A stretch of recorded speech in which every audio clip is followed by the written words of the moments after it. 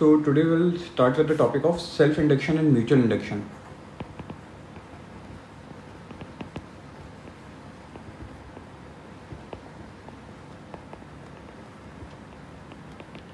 So सबसे पहले देखते हैं सेल्फ इंडक्शन के बारे में.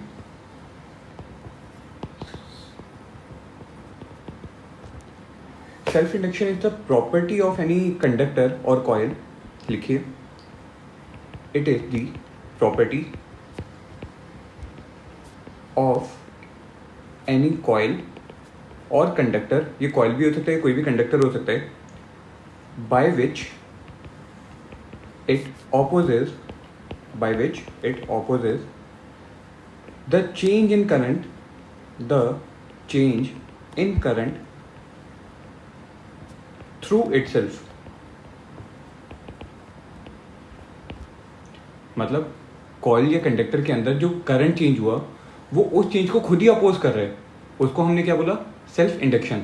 जैसे अभी हमने इलेक्ट्रोमैग्नेटिक इंडक्शन में जनरल कंसेप्ट में क्या समझा था कि जब भी किसी कॉइल में से मैग्नेटिक फ्लक्स चेंज होता है सो कॉइल की टेंडेंसी उस चेंज को अपोज करने की होती है. अगर मैग्नेटिक फ्लक्स चेंज हुआ तो उसको कॉइल क्या करेगा? उसको अपोज करने की टेंडेंसी रखेगा. कैसे? खुद से एक इंड्यूस्ड मैग्नेटिक फील्ड बना के. और वो इंड्यूस्ड मैग्नेटिक फील्ड कहाँ से आएगी? इंड्यूस्ड ईएमएफ बनाकर. अब जो कॉइल था जिसमें से ओरिजिनल मैग्नेटिक फ्लक्स चेंज हो रहा था वो चेंज क्यों हुआ? Because of the change in the current in the coil itself. आपके पास एक कॉइल है, ये कॉइल है जिसमें कुछ करंट आई फ्लो कर रहे. Now this current I is a function of time. So current अगर यहाँ पे क्लॉकवाइज फैशन में अगर जा रहे हैं so there must be some magnetic field lines which are passing through the coil itself. ठीक है. अगर current is a function of time then the magnetic flux associated with this coil will also be variable. वो भी क्या होगा? Variable होगा. तो हम बोलेंगे कि कॉइल में से जो मैग्नेटिक फ्लक्स चेंज हो रहा है ये कॉइल क्या करेगा? एक चेंजिंग मैग्नेटिक फ्लक्स को खुद ही अपोज कर रहा है. उसको हमने बोला सेल्फ इंडक्शन. ठीक है. So if there exist a current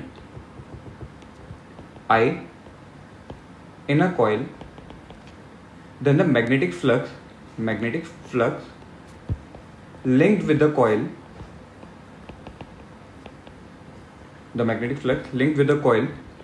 due to its own current. Coil के अंदर जो करंट जा रहा था उस करंट की वजह से मैग्नेटिक फील्ड लाइन आई और उस मैग्नेटिक फील्ड की वजह से जो मैग्नेटिक फ्लक्स आया उसको हमने बोला फाई. तो वो फाई कितना होगा?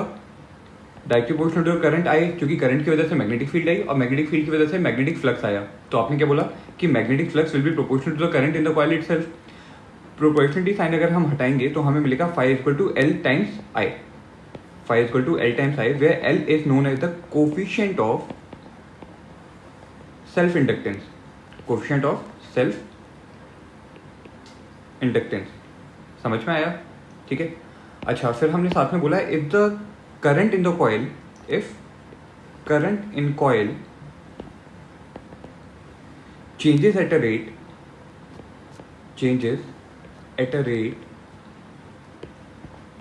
आई का रेट कितना है? D I by D T. ठीक है. D I by D T rate से अगर चेंज होता है then the E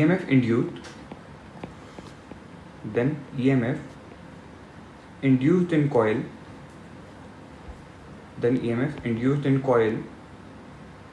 due to change in its own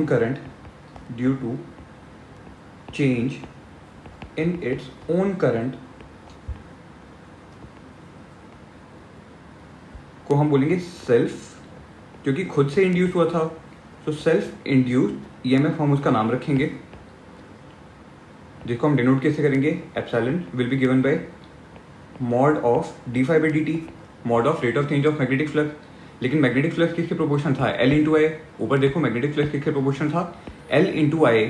so putting the value over here and since the coefficient of self induction is a constant for a given inductor so L will come out of the derivative sign and you will gate L mod of D I by D T.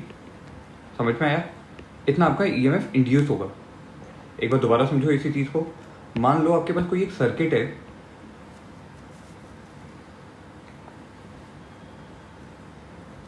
Circuit में आपने एक galvanometer लगा दिया and you have a source of battery and a key, and let us say that you also have a resistor in the circuit. ठीक है, आपके पास circuit में एक रजिस्टर भी है।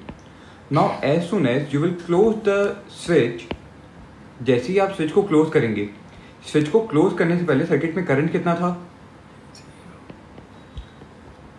करंट वर्सेस टाइम का अगर हम ग्राफ बनाएंगे तो स्विच को क्लोज करने से पहले सर्किट में करंट कितना था, 0। जैसे ही आपने स्विच को क्लोज किया करंट बढ़ेगा, करंट क्या होगा, बढ़ना शुरू होगा, ठीक है। करंट अपनी 0 वैल्यू से धीरे धीरे क्या होगा, बढ़ता जाएगा। So it will increase and after a specific time the current will become constant. जो करंट आपका कांस्टेंट हो गया उसको तो हमने बोला स्टेडी स्टेट करंट, उसको हमने क्या नाम दिया, steady state current. But during the time when the current was changing, कौन सा जोन, इस डॉटेड लाइन के लेफ्ट हैंड साइड वाला रीजन, इस दौरान करंट आपका कंटिन्यूसली टाइम के साथ चेंज हो रहा है ना, डेल्टा टाइम के लिए करंट आपका कंटिन्यूसली चेंज हो रहा है। So in the circuit if the current is changing with respect to time, तो कंडक्टर में से करंट वेरिएबल है, तो कंडक्टर में से करंट के चेंज होने की वजह से कंडक्टर के अंदर से खुद से मैग्नेटिक फ्लक्स क्या होगा, चेंज होगा। अगर वो मैग्नेटिक फ्लक्स चेंज हुआ सो कंडक्टर क्या बोलेगा, मैं उसको चेंज नहीं होने दूंगा, सो वो चेंज को अपोज करेगा। करंट आपका यहाँ पे इस केस में क्या हो रहा है, बढ़ रहा है धीरे धीरे, तो मैग्नेटिक फ्लक्स क्या होगा, कंडक्टर में से बढ़ेगा, तो कंडक्टर क्या बोलेगा कि मैं मैग्नेटिक फ्लक्स को नहीं बढ़ने दूंगा, तो वो उसको क्या करेगा, अपोज करेगा। मतलब करंट को क्या करेगा, ऑपोजिट डायरेक्शन में करंट इंड्यूस करवाएगा खुद से। सो अगर आपका करंट आइडियली इस रेट से बढ़ना चाहिए था जैसा कि ग्राफ में दिखाया हुआ है, लेकिन इंडक्शन, सेल्फ इंडक्शन की फिनोमेना की वजह से करंट का रेट ऑफ चेंज काफी ज्यादा डिले हो जाएगा, ठीक है। क्यों, क्योंकि जो कंडक्टर है उसने अपने में से चेंज होने वाले करंट को ही खुद ही अपोज कर दिया। करंट बढ़ रहा था तो वो करंट को और डिक्रीज करवाने की कोशिश करेगा कि करंट ना बढ़े। समझ में आई बात, ठीक है। So you will get a graph like this is when the due to the physics of self induction phenomena. हम सोलेनॉइड का सेल्फ इंडक्शन निकालते हैं, वहां से एक बार आपको दोबारा और बेटर समझ में आएगा। अभी के लिए आपको यहाँ पे नोट करने वाली बात ये है that the coefficient of self induction, coefficient of self induction of a coil depends upon its shape and orientation, its shape and orientation of the flux linked with itself, ठीक है।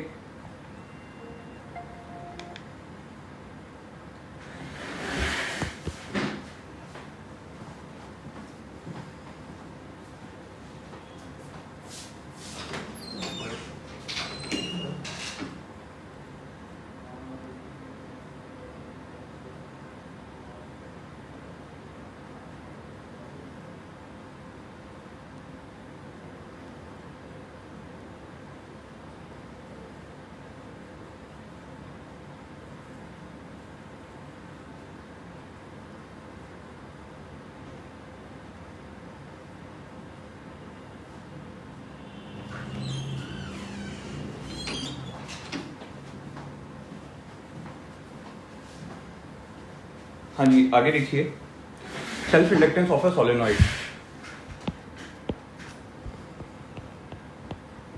Self inductance of a solenoid.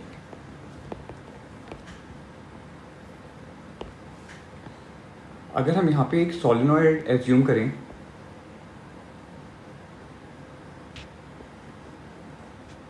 having some turns, let the total number of turns in the coil, total number of turns is given as capital N, and let the current through the coil is I. Current through the coil is I. The length of the solenoid L is given L, and the radius of the solenoid, this radius is given as R, and it is given then length is very greater than the radius of the solenoid R. As well as you will be having some cross section area of the loop, जो हमारा कोई भी एक loop बनेगा उस loop का कुछ area होगा। Let the area of the solenoid loop is A, ठीक है, ये आपको लूप गिवन है। Then you will say that the magnetic induction or the magnetic field strength inside the solenoid कितनी होती है? Magnetic field strength inside the solenoid B is equal to mu naught n I, where small n is the number of turns per unit length, where small n is equal to number of turns per unit length. Value डालो. सो आप क्या बोलोगे? Number of turns, total number of turns आपको n given है और total length of the solenoid is l. So the magnetic field strength inside the solenoid is B is equal to mu naught n I upon l. अब आपको area पता है, जो आपका solenoid है उसका एरिया कितना है? A. Then you will say that the magnetic flux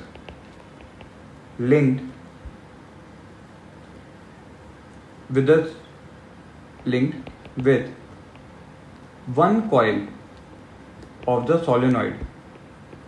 solenoid की अगर एक कॉइल से अगर आपको मैग्नेटिक फ्लक्स अगर निकालना है, सो वो फ्लक्स कितना होगा? Phi is equal to B into A. B कितना है? Mu naught N I by L. So putting the value you will write mu naught N A I by L. ये तो कितने कॉइल्स में से है? एक सिंगल कॉइल में से.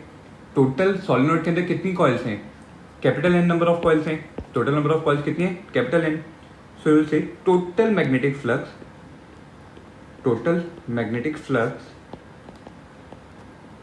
Linked with the solenoid. अब हम सोलेनॉइड की एक कॉइल नहीं, लेकिन पूरे सोलेनॉइड में से टोटल फ्लक्स की अगर बात करें, सो वो टोटल फ्लक्स कितना होगा? It will be given flux through the one coil multiplied by the total number of coils.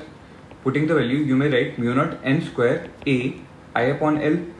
ये आपको मिल गया फ्लक्स जो टोटल कॉइल में से था. अब जो आपका सेल्फ इंडक्टेंस है, सेल्फ इंडक्शन, उसकी डेफिनेशन क्या बोलती है? सेल्फ इंडक्टेंस की डेफिनेशन क्या बोलती है? That the flux link to the coil is equal to L into I, where L is the coefficient of self induction of the given coil. So इस given coil के लिए अगर हम देखें, सो L की वैल्यू को अगर यहाँ से कंपेयर करेंगे तो L की वैल्यू कितनी आएगी? Mu naught N square A upon L. Then you will say that the coefficient of self induction capital L is equal to mu naught N square A by L. समझ में आया? यहाँ पे capital L क्या बता रहे? Coefficient of self inductance of coil. Small l क्या है? Number of length of the given solenoid. Small l क्या है? Length of coil. ए क्या है? Cross sectional area of the coil. और कैपिटल एन क्या है? Total number of turns in the coil. समझ में आया? ठीक है. सो अगर आप यहाँ पे देखोगे, सो जो आपका कोफिशिएंट ऑफ सेल्फ इंडक्शन आया है, ये एल किसके ऊपर डिपेंड किया? Function of mu naught. मतलब जो आपका सोलेनॉइड है उसका कोर का मटेरियल क्या है? एयर है, वैक्यूम है, या आपने कोई मेटल यूज किया. म्यू नॉट क्या होता है? Magnetic permeability of the given space. So सबसे पहले तो उसके ऊपर डिपेंड करेगा. दूसरा, total number of turns in the given coil. Then area of the coil. Area मतलब पाई आर स्क्वायर. सो कितने रेडियस का आपने अपना सोलेनॉइड बनाया था. और चौथा, length of the coil. So it depends upon all the physical parameters. ये सिर्फ और सिर्फ कोफिशिएंट ऑफ सेल्फ इंडक्शन जो है, ये सिर्फ और सिर्फ सोलेनॉइड के फिजिकल पैरामीटर्स के ऊपर डिपेंड किया. जैसे ही आपने किसी सोलेनॉइड को मैन्युफैक्चर किया, उसका कोफिशिएंट ऑफ सेल्फ इंडक्टेंस उसी वक्त फिक्स हो गया. फिर आप उसको चेंज नहीं कर सकते. समझ में आई बात? ठीक है. अब जब हम ऐसा कोई एक सोलेनॉइड लगाएंगे, जनरली सोलेनॉइड को जब भी आप किसी सर्किट में यूज करते हो, तो उसको हम नाम देते हैं इंडक्टर. सोलेनॉइड को जब भी हम किसी सर्किट में यूज करेंगे, आप लिख लो इसको. In electrical circuits when solenoid is used, it is termed as inductor. It is termed as inductor. ठीक है. अब ये देखते हैं कि जब आपने एक इंडक्टर को किसी इलेक्ट्रिकल सर्किट में जब रखा, तो उसका बिहेवियर कैसे, वो कैसे बिहेव करेगा. सो let us see the behaviour of inductor in electrical circuits. let us say that you have a inductor like this. 3 अलग अलग केसेस हम इसके डिफाइन करते हैं. इस इंडक्टर को आपने किसी इलेक्ट्रिकल सर्किट में कनेक्ट कर दिया between the two ends A and B.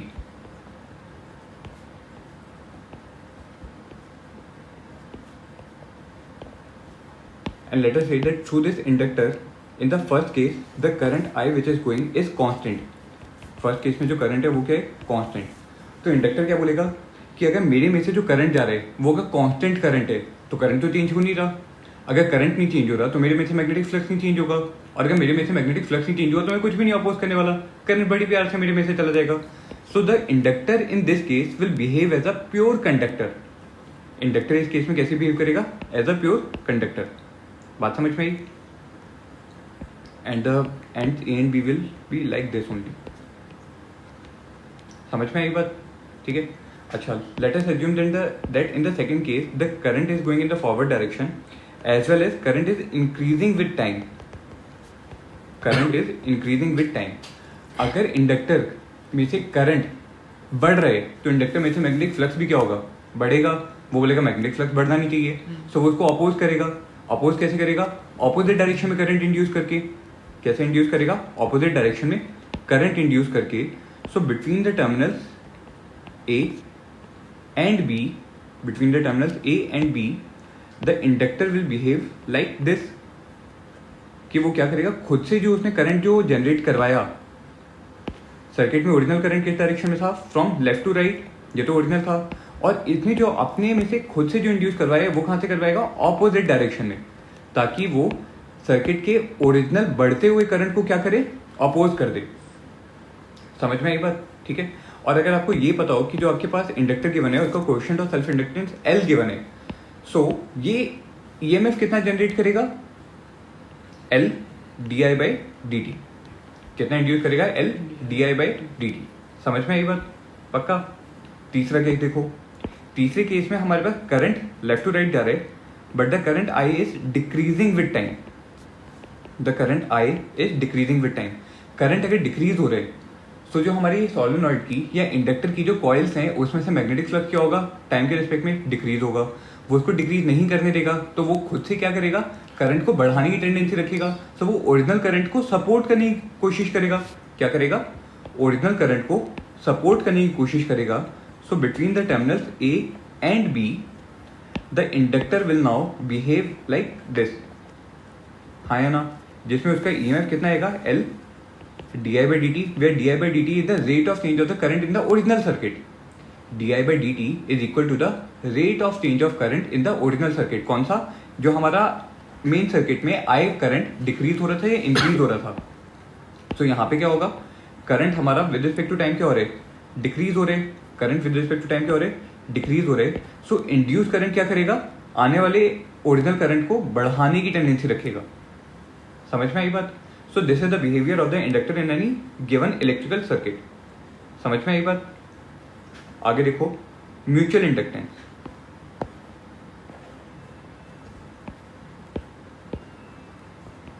Late us see now mutual inductance. Mutual inductance क्या होता है? सेल्फ इंडक्टेंस में क्या था कि एक कॉइल में से जिसमें से खुद करंट चेंज हुआ उसने अपने ही चेंज ऑफ करंट को अपोज किया. वो तो हो गया आपका सेल्फ इंडक्टेंस. म्यूचुअल इंडक्टेंस में क्या होगा कि आपके पास दो नेबरिंग कॉइल्स है. This is your first coil and adjacent to it any other coil is kept. ठीक है. जो हमारी पहली कॉइल है उसमें से कुछ करंट फ्लो कर रहे हैं. लेट अस से I1 current is flowing in the first circuit and there is nothing in the second circuit. Second circuit में बस आपने गैल्वेनोमीटर लगा दिया और कुछ भी नहीं लगाया, कोई करंट नहीं है उसमें से. Now if the current in the first circuit will change, चाहे वो इंक्रीज हो या डिक्रीज हो, जो हमारी पहली जो सर्किट है, पहली जो हमारी इंडक्टर कॉइल्स हैं या पहली सोलेनॉइड कॉइल्स जो हैं उसमें से मैग्नेटिक फ्लक्स चेंज होगा. करंट के चेंज होने की वजह से मैग्नेटिक फ्लक्स चेंज होगा. ये मैग्नेटिक फ्लक्स जो है ये नेबरिंग कॉइल में से भी पास करेगा. नेबरिंग कॉइल में से भी पास किया. सो ऑल्दो करंट तो चेंज हुआ था हमारी पहली कॉइल में, लेकिन उस पहली कॉइल में करंट के चेंज होने की वजह से मैग्नेटिक फ्लक्स बना पहली कॉइल में। वो मैग्नेटिक फ्लक्स सिर्फ और सिर्फ हमारे कॉइल्स के अंदर नहीं लिमिटेड होगा, वो तो पूरे स्पेस में होते हैं। सो वो जो नेबरिंग कॉइल है उसकी कॉइल्स में से भी चेंज होगा। नेबरिंग कॉइल जो रखी है वो उसकी कॉइल्स क्या बोलेंगी कि यार मेरे में से अब फ्लक्स चेंज हो रहा है, तो मैं उस चेंजिंग फ्लक्स को अपोज करूंगी। ठीक है, तो करंट किस में चेंज हुआ? पहली कॉइल में। लेकिन फ्लक्स किस में इंड्यूस होगा? सेकंड कॉइल में। फ्लक्स किस में इंड्यूस हुआ? सेकंड कॉइल में। सो सेकंड कॉइल में अगर फ्लक्स इंड्यूस होगा तो सेकंड कॉइल में वो चेंजिंग फ्लक्स को अपोज करने के लिए खुद एक ईएमएफ जनरेट करेगा और सेकंड कॉइल में कुछ आपको करंट मिलेगा। So due to the change in the current in the first coil, EMF was induced in the second coil. Vice versa भी है कि अगर मान लो दूसरी कॉइल में से अगर करंट चेंज हो रहा होता तो वो पहले कॉइल में जो इंडक्टर जो है उसकी कॉइल्स में से फ्लक्स को चेंज करवाएगा। सो सेकंड के करंट के चेंज की वजह से फर्स्ट में ईएमएफ इंड्यूस होगा और फर्स्ट में करंट चेंज होने की वजह से सेकंड में ईएमएफ इंड्यूस होगा। So these are mutual properties. कौन सी ये इंडक्टेंस बनी? Mutual inductance. So let us write that it is the property of mutual inductance is the property of a pair of coils due to which change in current in one coil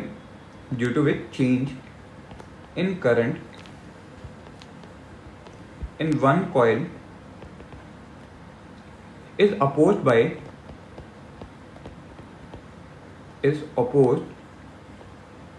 by the EMF induced in other coil। समझ में आई बात? क्या पहली coil में से जो flux change हुआ वो फ्लक्स सेकंड कॉइल में से भी लिंक हुआ, तो सेकंड कॉइल ने उस चेंजिंग फ्लक्स को अपोज करने के लिए खुद से एक ईएमएफ बनाया। खुद से ईएमएफ बनाएगा तो खुद से एक मैग्नेटिक फील्ड लाइंस बनाएगा। जैसे ऊपर वाले डायग्राम में देखो, हम एज्यूम करें कि जो हमारी प्राइमरी कॉइल या जो पहली कॉइल है उसमें से जो फ्लक्स चेंज हो रहे हैं वो चेंज हो रहे हैं लेफ्ट से राइट की डायरेक्शन में। कौन से डायरेक्शन में चेंज हो रहे? From left to right. So φ1 is increasing with time. तो जो हमारी सेकेंड कॉइल है वो अपना एक फ्लक्स इंड्यूस करेगी जो ओरिजिनल फ्लक्स के ऑपोजिट डायरेक्शन में होगा। ओरिजिनल फ्लक्स कहाँ पे है? From left to right. So ये सेकेंड कॉइल कहाँ पे बनाएगी? फ्रॉम राइट टू लेफ्ट के डायरेक्शन बनाएगी, from right towards left, so that it will change और it will oppose the change in flux in the first coil. बात समझ में आई? ठीक है। So in the second coil you will see कि कुछ ईएमएफ इंड्यूस होगा और इस ईएमएफ इंड्यूस होने की वजह से कुछ करंट इंड्यूस होगा। करंट इंड्यूस होने की वजह से कुछ मैग्नेटिक फ्लक्स इंड्यूस होगा, मैग्नेटिक फील्ड इंड्यूस होगा सेकेंड कॉइल में, और मैग्नेटिक फील्ड की वजह से मैग्नेटिक फ्लक्स बनेगा सेकेंड कॉइल में। समझ में आई बात? ठीक है। So will write it down that if current I1 changes, अगर I1 चेंज हुआ तो क्या होगा? इससे पहले ही जो हमारी कॉइल है उसमें से मैग्नेटिक फ्लक्स चेंज होगा जिसकी वजह से an EMF is induced in coil number 2 due to which a current is induced in coil 2 and its direction is, current की direction क्या होगी? and the direction of the current is such that it opposes the change in current. It opposes the change in current. कौन सा current? I1। समझ में आई बात? ठीक है। So now let us see that if same diagram को हम दोबारा ड्रॉ कर लेते हैं। आपके पास अपनी एक प्राइमरी कॉइल है, इसको प्राइमरी कॉइल बोलो या कॉइल नंबर 1 बोल सकते हैं, and then you have neighbouring coil और कॉइल नंबर 2। ठीक है। प्राइमरी कॉइल में से आपका कुछ करंट I1 गया जो टाइम के रिस्पेक्ट में कंटिन्यूसली क्या हो रहे? चेंज हो रहे, और इस चेंजिंग करंट की वजह से मैग्नेटिक फील्ड लाइन्स आएंगी और उस मैग्नेटिक फील्ड लाइन्स की वजह से कुछ मैग्नेटिक फ्लक्स आएगा φ1। This magnetic flux is from left toward right which will also pass through the coils of the second coil। ठीक है। So now let us see that the flux linked with coil 1, flux linked with coil number 1, कितना flux होगा? phi1, जिसको आप क्या लिख सकते हैं? L1 into I1, where I am defining that L1 is the coefficient of self inductance of the coil 1. यहाँ पे coil 1 में से करंट चेंज हो रहे हैं तो वो खुद के तो उसको चेंज करेगा due to the property of self inductance. साथ में कॉइल 1 का फ्लक्स कॉइल 2 से लिंक हुआ, जिसकी वजह से कॉइल 2 भी उस चेंजिंग फ्लक्स को अपोज करेगा. समझ में आया? ठीक है. So if will say that if the flux linked with coil number 2 due to change in current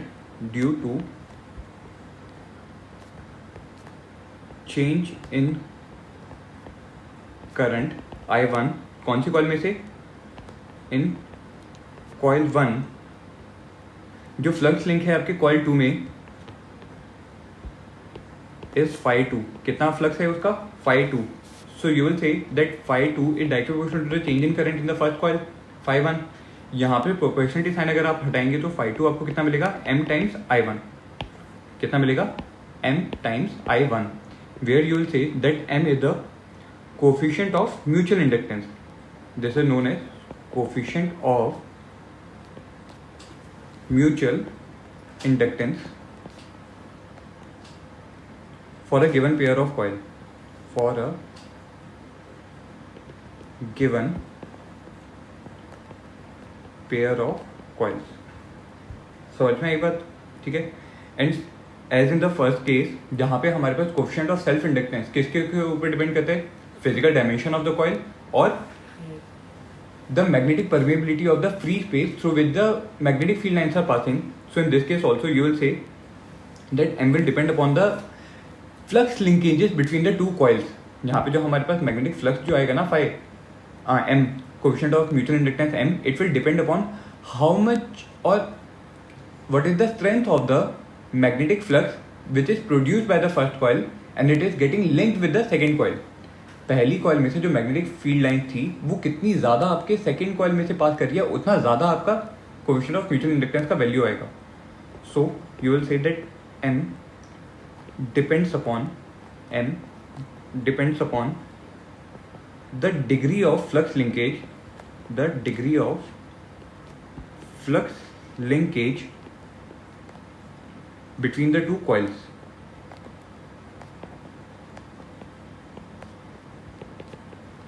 बात समझ में आई?